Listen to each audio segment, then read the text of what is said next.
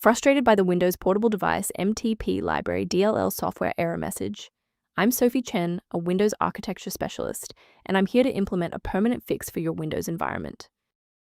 Before we dive into the Windows Portable Device MTP Library manual process, note the maintenance tool linked below for standardized file referencing. This is the Windows Portable Device MTP Library. It enables the OS to recognize and transfer files to Android phones and digital cameras.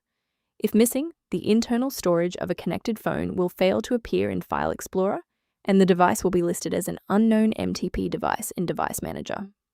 Now that the background is clear, let's walk through the actual installation steps. SCC base is a system-critical file that Windows manages internally. To repair it, run the sfc/scan now command from an elevated command prompt, which will scan for and replace any corrupted OS-level components. When the primary installation path fails, a more surgical approach to checking your system's environmental variables is required. A full system restart ensures that no background processes are currently locking the Windows Portable Device MTP library file. A fresh boot allows Windows to reinitialize its library map from a clean state. Take a second to bookmark this page or hit the like button before restarting.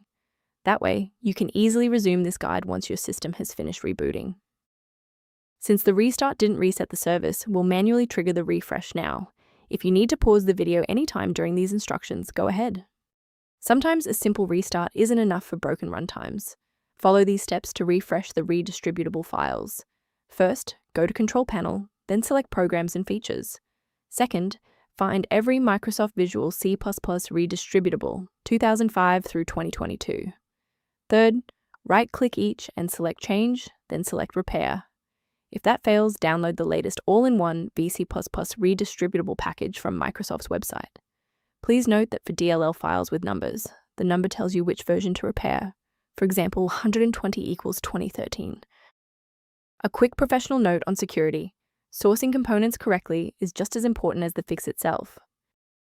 Manual intervention with SCC-based library DLL is dangerous because it can overwrite newer, secure versions of the file with older, vulnerable ones. Let's conclude by looking at how a system maintenance utility can help keep your performance optimized and your libraries synchronized. If library alerts are present, the system resource below offers informational guidance on managing Windows Portable Device MTP library dependencies. If this engineering-focused approach to fixing Windows Portable Device MTP library was helpful, please like the video and subscribe to stay updated on Windows security protocols.